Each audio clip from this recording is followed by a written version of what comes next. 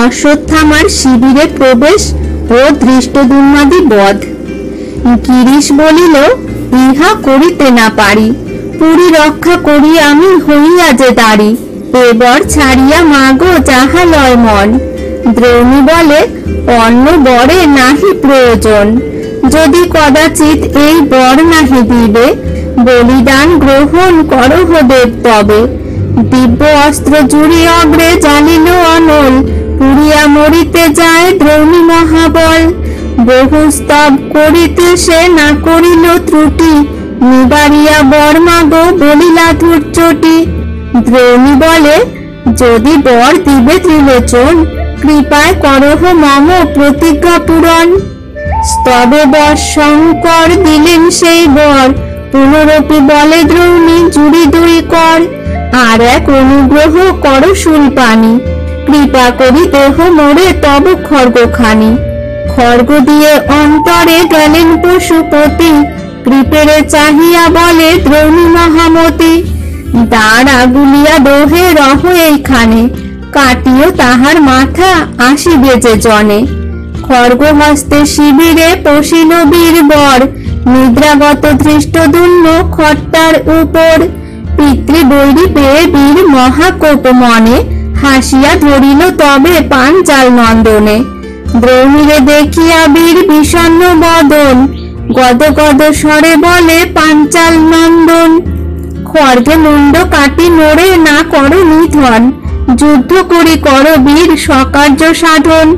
দ্রৌণী বলে, ব্রহ্মবোধি দুষ্ট দুরাচার, পশুবধ করি তোরে করিব সংহার। এত শুনি ধৃষ্টদ্যুম্ন কহে আর বার, বিনা যুদ্ধে না মারিহ দ্রোণের কুমার। যুদ্ধেতে হইলে মৃত্যু, স্বর্গেতে গমন, এই কার্য কর বীর দ্রোণের নন্দন। ধৃষ্টদ্যুম্ন বচন শুনিয়া নাহি শুনে, বজ্রমুষ্টি কিলতায় মারে ক্রোধ মনে। হস্তপদ উদরেতে করিল প্রবেশ, পশুবধ করিয়া ভাঙিল মধ্যদেশ। ভীম যেন কীচকেরে করিল সংহার, সেই মতো করিলেন কুষ্মাণ্ড আকার। একেশ্বর ব্রহ্মপুত্র মারে সবাকারে, নিশাযোগে ঘোর রণ শিবির ভিতরে। হাহাকার মহাশব্দ হয় আচম্বিতে, প্রাণ ভয়ে পলাইতে চাহে দ্বার পথে। অসি হস্তে দুইজন রক্ষা করে দ্বার, বাহির হইতে তারা করো এ সংহার। বিপাকে পড়িয়া তারা না দেখে নিষ্কৃতি, ঘোর রণ করে সবে দ্রৌণীর সংহতি। দ্রোণ পুত্র অশ্বত্থামা রণেতে প্রচন্ড, কাটিল সকল সেনা করি খণ্ড খণ্ড। দাবানল বন যেন করো এ দাহন, সেই মতো কাটে সেনা দ্রোণের নন্দন। দ্রৌপদীর পঞ্চপুত্র ছিল এক ঘরে, এক ঠাঁই শুয়েছিল পঞ্চ সহোদরে। হাত বুলাইয়া দেখে দ্রোণের নন্দন, ভাবিল পাণ্ডব এই ভাই পঞ্চজন।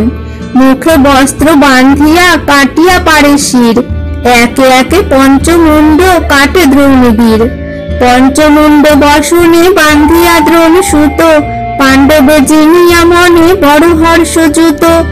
জাগিয়া শিখণ্ডী ধনুর্বাণ নিল হাতে, করে দারুণ যুদ্ধ দ্রৌণীর সহিতে। বাণে বাণ নিবারয়ে দ্রোণের কুমার, এই রূপে মহাযুদ্ধ করে মহামার। তীক্ষ্ণ অসি লয়ে বীর দ্রোণের কুমার, মণ্ডলী করিয়া যুঝে বীর অবতার। ধরাধরি করি দোহে করে মহারণ, মুন্ডে মুন্ডে বুকে বুকে চরণে চরণ। মল্ল যুদ্ধ করি দোহে ক্ষিতি তলে পড়ি, করিয়া অতুল যুদ্ধ যায় গড়াগড়ি। কখনো উপরে দ্রৌণী শিখণ্ডী, কখনো দোহার প্রহারে দোহে অতি ক্রোধ মন। প্রাণপণে শিখণ্ডী মারে দ্রোণ সুতে, নাহি ফুটে অঙ্গে তার দৈব বল হইতে। বজ্রমুষ্টাঘাত মারে শিখণ্ডীর মাথে, ভাঙ্গিল মস্তক খান বজ্রমুষ্টাঘাতে। এই মতো শিখণ্ডীকে করিয়া সংহার, একজন অবশেষে না রাখিল আর। পঞ্চমুণ্ড লয়ে দ্রৌণী চলে হরষিতে, দোহাকার সঙ্গে আসি মিলিল দ্বারেতে। দ্রৌণী বলিলেন, মম প্রতিজ্ঞা পূরণ, পাণ্ডব প্রভৃতি আর নাহি একজন। পঞ্চ পাণ্ডবের মুন্ড দেখো গো সাক্ষাতে, দুর্যোধনে দিব লয়ে চলো তরিতে।